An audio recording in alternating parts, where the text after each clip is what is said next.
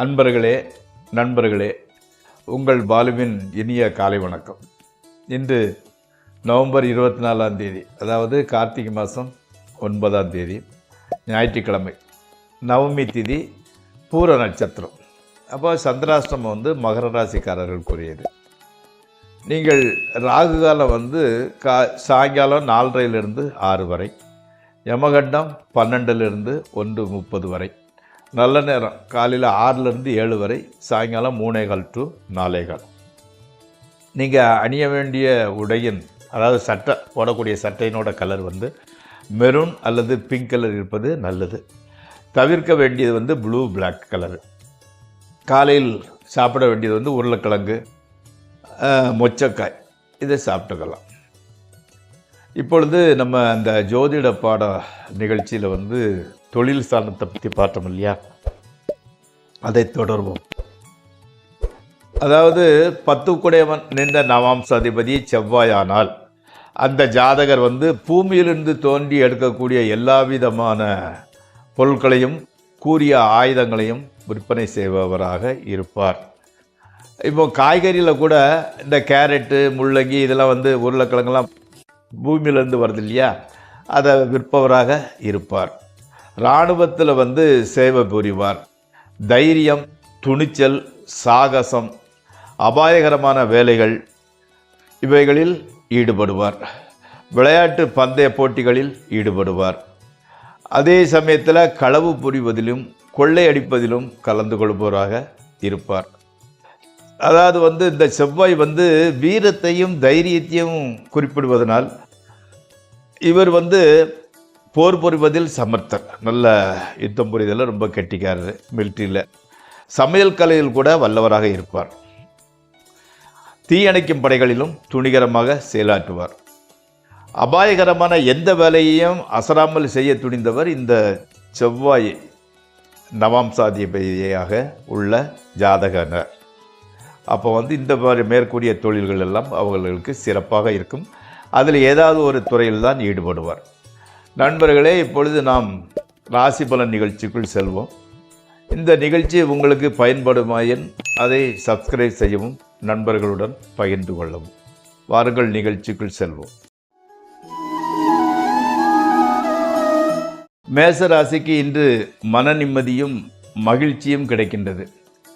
தொட்டதெல்லாம் பொன்னாகும் காலம் இது. ஸ்பெக்குலேஷன், ட்ரேடிங் ஆகியவற்றில் லாபம் கிடைக்கிறது. கணவன் மனைவி உறவு கூட மிகவும் மகிழ்ச்சியாக இருக்கிறது. தொழிலில் நல்லபடி நடக்கிறது. செல்வம், செல்வாக்கு அதிகரிக்கிறது. அடுத்து ரிஷபராசி. நம்பிக்கையுடன் செய்யும் காரியங்கள் ஏமாற்றத்தை தருகின்றன. வேண்டா வெறுப்பாக செய்யும் காரியங்கள் அதிக நன்மைகளை தருகின்றது. உறவினர்களுடன் எச்சரிக்கையாக இருந்து கொள்ளுங்கள். நண்பர்கள் ஆதரவு கிடைக்கின்றது. அடுத்து மிதுன ராசி. கூட்டு தொழில் செய்வதற்கான வாய்ப்பு உண்டாகின்றது. அதன் மூலம் நன்மையே கிடைக்கும். அதனால் துணிந்து செய்யலாம். அதாவது வருகின்ற வாய்ப்பை நழுவ விடாமல் கெட்டியாக பிடித்து கொண்டால் வாழ்க்கை முழுவதும் ஒரு குறையின்றி வாழலாம். அந்த சான்ஸு வருகிறது, உபயோகித்துக் கொள்ளுங்கள். அடுத்து கடகராசி.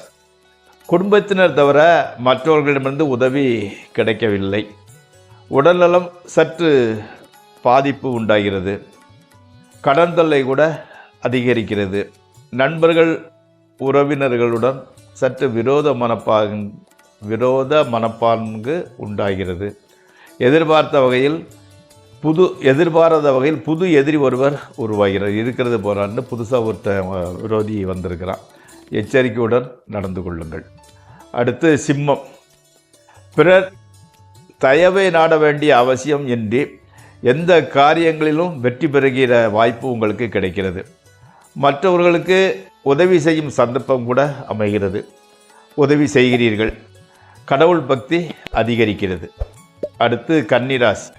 புது வீடு, மனை, வாகனம், நகை வாங்கும் யோகம் வந்திருக்கிறது. அன்னையின் ஆரோக்கியம் நன்றாகவே இருக்கிறது. வாகனத்தை நல்லா மெயின்டைன் பண்ணுறீங்க. நல்லா துடைக்கிறது, எக்ஸ்ட்ரா ஃபிட்டிங்ஸ் போடுறதுன்னு நல்லாக மெயின்டைன் பண்ணிக்கிறீர்கள். மாணவர்களுக்கு கல்வியில் ஆர்வம் அதிகரிக்கிறது. கணவன் மனைவி உறவு மகிழ்ச்சியாகவே இருக்கின்றது. அடுத்து துளாராசி. தொழில் நல்லபடியே நடக்கிறது. உத்தியோகம் செய்பவர்களுக்கு பாராட்டும் பதவி உயர்வும் கிடைக்கிறது. கூட்டு வியாபாரத்திற்கு வாய்ப்பு இருக்கிறது. திருமணம் ஆகாதவர்களுக்கு திருமணம் நடக்கிறது. குழந்தை இல்லாதவர்களுக்கு குழந்தை பாக்கியம் ஏற்படுகிறது. புதிய தொடர்புகளை தவிர்க்கவும். அடுத்து விருச்சிக ராசி. குடும்பத்தில் ரொம்ப குதூகலமாக இருக்கிறது. குதூகலம் மகிழ்ச்சி நிலவுகிறது. உடல்நிலை ஹெல்த் ஆரோக்கியம் அபிவிருத்தி அடைகிறது. செல்வம் செல்வாக்கு கௌரவம் அந்தஸ்து எல்லாமே அதிகரிக்கிறது.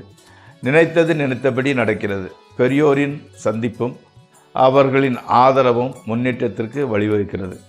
தொழிலில் ஓரளவு நல்ல முன்னேற்றமே. அடுத்து தனுசு.